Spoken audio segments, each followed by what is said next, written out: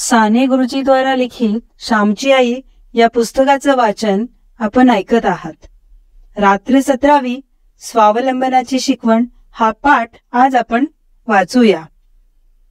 मी लहानपणी पोथ्या पुराणे पुष्कळ वाचली, परंतु संस्कृत स्तोत्रे वगैरे मला फारशी येत नव्हती।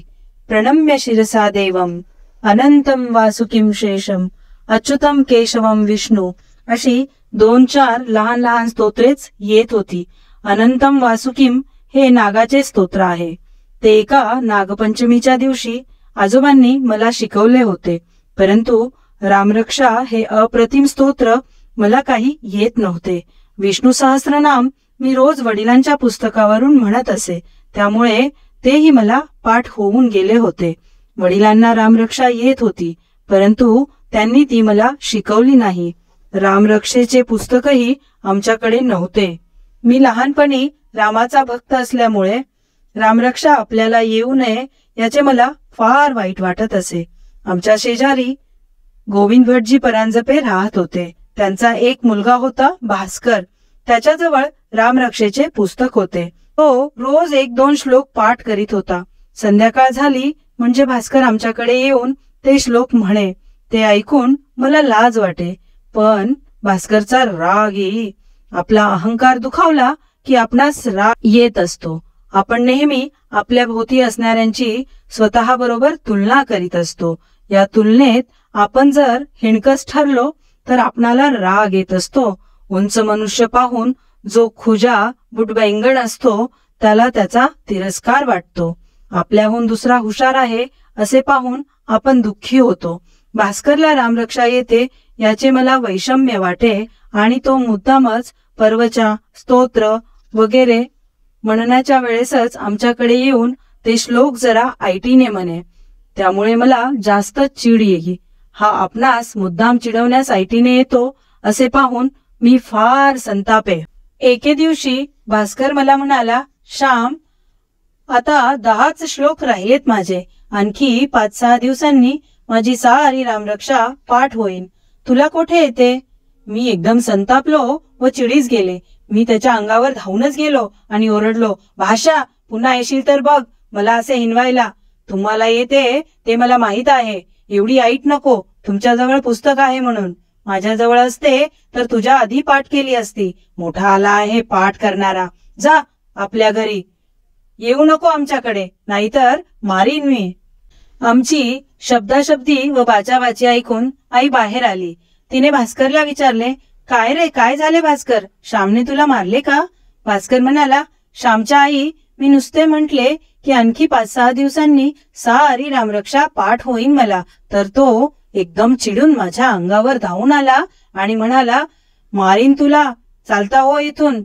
माझी आई माझ्याकडे वळून म्हणाली, होय का रे श्याम, असे आपल्या शेजाऱ्यांना म्हणावे का? तूच 4दा त्यांच्याकडे जाशील। मी रागातच म्हटले, तो मला मुद्दाम हिनवायला येतो, तुला कोठे येते रामरक्षा असे मला हिणवीत तो म्हणाला, विचार त्याला। असे त्याने म्हटले की नाही ते, जसा अगदी साळसूद, स्वतःचे काही सांगत नाही, खोटारडा कुठला।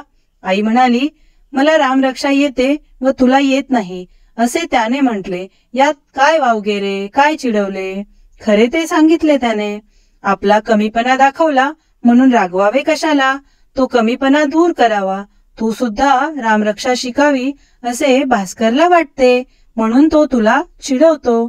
राम विजय हरिविजय पुन्हा पुन्हा वाचतोस, पण रामरक्षा पाठ का नाही करीत? मी म्हणालो, भाऊ शिकवित नाहीत व माझ्याजवळ पुस्तकही नाही। आई म्हणाली, भास्करचे पुस्तक आहे ना, ते त्याला नको असेल तेव्हा घेत जा, नाहीतर त्याच्या पुस्तकावरून ते उतरवून घे व पाठ कर। भास्कर आपल्या घरी गेला व मी मनातल्या मनात निश्चय करीत होतो, येत्या रविवारी सारी रामरक्षा उतरवून घ्यायची असे मी ठरविले। मी कोरे कागद घेऊन त्याची एक सुंदर वही शिवली, लेखणी चांगली तयार करून ठेवली व रविवारची वाट पाहत बसलो। रविवार उजाडताच मी भास्करच्या घरी गेलो। भास्कर कदाचित पुस्तक देणार नाही म्हणून एकदम भास्करच्या आईजवळ मी गेलो व तिला गोड आवाजात म्हटले, भीमाताई, भास्करला रामरक्षेचे पुस्तक आजच्या दिवस मला द्यावयास सांगता का? मी रामरक्षा उतरवून घेणार आहे. मला पाठ करावयाची आहे. आज सुट्टी आहे. मी सबंध दिवसभर लिहून काढील. भीमाताईंनी भास्करला हाक मारली व त्या म्हणाल्या, भास्कर, श्याम एवढा मागतो आहे तर आजच्या दिवस दे त्याला पुस्तक. तो काही फाडणार बिटणार नाही. श्याम, शाईचे डाग वगैरे नको हो पाडू. नीट जपून वापर. दे रे त्याला. परंतु भास्कर देण्यास तयार नव्हता. तो म्हणाला, आज मला सुट्टी आहे म्हणून मी उरलेली सारी रामरक्षा पाठ करणार. मी नाही देणार त्याला पुस्तक. माझे पाठ करावयाचे राहून जाईल. भीमाताई भास्करवर रागवल्या, तुझे अगदी आजच अडले आहे का? उद्या परवा पाठ कर. तुझा शेजारचा आहे ना श्याम, त्याच्याजवळ कसली आडी दाखवतोस? दे त्याला, नाहीतर बघ. भीमाताईंचा राग भास्करला माहित होता. भास्करने रागारागाने ते पुस्तक मला आणून दिले. मी ते पुस्तक घेऊन घरी आलो. लिहिण्यास एकांत मिळावा म्हणून गुरांच्या गोठ्यात जाऊन बसलो. गुरे चरावयास गेली होती. दौत लेखणी सारे सामान सिद्ध होते. रामरक्षा लिहावयास सुरुवात केली. दुपारच्या जेवणाच्या वेळेपर्यंत बहुतेक रामरक्षा लिहून झाली. दुपारची जेवणे होताच पुन्हा लिहावयास बसलो. लिहिणे संपले त्यावेळेस मला किती आनंद झाला होता. केवढी कृतार्थता वाटत होती. माझ्या हाताने लिहून काढलेली रामरक्षा. माझ्या आईच्या माहेरी जुन्या वेदाधिकांच्या हस्तलिखित पोथ्या कितीतरी होत्या. ठळक, वळणदार अक्षर, कोठेही डाग नाही अशा त्या पोथ्या मी पाहिल्या होत्या. पूर्वी हिंदुस्थानात सर्वत्र हातांनीच पोथ्या पुस्तके लिहून घेत. सर्व जगात तीच पद्धत होती व ज्यांचे अक्षर मोत्यांसारखे सुंदर त्याला मान मिळत असे. मोरोपंतांच्या चरित्रात काशीतील कितीतरी हस्तलिखित ग्रंथ त्यांनी स्वतः लिहून ठेवले होते व ते दिले आहे. त्या काळात आळस माहीत नव्हता. छापखाने नव्हते. पुस्तकांची टंचाई. काशीहून पुस्तके मोरोपंत बारामतीस मागवून घेत व त्यांचे हस्तलिखित करून पुन्हा काळजीपूर्वक परत पाठवेत. समर्थांच्या मठातून ग्रंथालये असत व हजार हजार पोथ्या हस्तलिखितांच्या ठेवलेल्या असत. आज छापखाने गल्लोगल्ली आहेत. पुस्तकांचा सुकाळ आहे. तरीही ज्ञान बेताबेताचेच आहे. मनुष्याचे डोके अजून खोकेच आहे. जीवन सुधारेल किंवा सुसंस्कृत झाले, अधिक माणुसकीचे झाले, अधिक प्रामाणिकपणाचे झाले, अधिक कर्तव्य दक्षतेचे झाले, अधिक त्यागाचे व प्रेमाचे झाले असे दिसत नाही. परंतु ते जाऊ देत. मला त्या दिवशी खूप आनंद झाला होता. भास्करचे पुस्तक मी नेऊन दिले. काय रे श्याम, इतक्या लवकर लिहून घेतलेस? भीमाताईंनी विचारले. मी म्हटले, हो, ही पहा वही. भास्करला दुपारून पाठ करावयास पुस्तक हवे म्हणून मी सारखा लिहितच होतो. वा, छान आहे तुझे अक्षर. आता पाठ कर म्हणजे भास्कर चिडवणार नाही असे त्या म्हणाल्या. मी घरी आलो व रामरक्षा सारखी वाचत बसलो. एका आठवड्यात पाठ करून टाकायची असे मी ठरवले होते. पुढच्या रविवारी वडिलांना एकदम चकित करावयाचे असे मनात योजिले होते. रोज मी रामरक्षेची किती पारायणे करीत होतो देवच जाणे. परंतु वेळ मिळताच वही हातात घेत असे. मला संस्कृत व्याकरण येत नव्हते तरी मला पुष्कळ अर्थ समजत होता व पाठ करताना खूप आनंद होत होता. शेवटी दुसरा रविवार आला. माझी रामरक्षा पाठ झाली.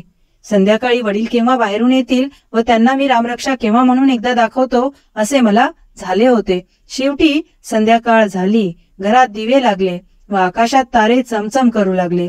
मी अंगणात फेऱ्या घालीत रामरक्षा मनातल्या मनात म्हणून बघत होतो. वडील आले व हातपाय धुवून घरात गेले. त्यांनी विचारले, काय श्याम, परवच्या स्तोत्र वगैरे झाले का सारे? मी एकदम म्हटले, हो झाले सारे. तुम्ही माझी रामरक्षा एकदा म्हणून घेता का? ते एकदम म्हणाले, तू कधी शिकलास आणि कोणी शिकवली? मी सांगितले, भास्करच्या पुस्तकावरून मी उतरवून घेतली आणि पाठ केली. बघू दे तुझी वही. ते कौतुकाने म्हणाले. मी माझी वही त्यांच्या पुढे ठेवली. वहीची पाने सुंदर आखलेली होती. डाग कोठे नव्हता परंतु अक्षर जरा किरटे होते. वडील म्हणाले, शाब्बास, अक्षर नीट आहे परंतु जरा लांबट काढावे. असे बुटके काढू नये. म्हण पाहू आता.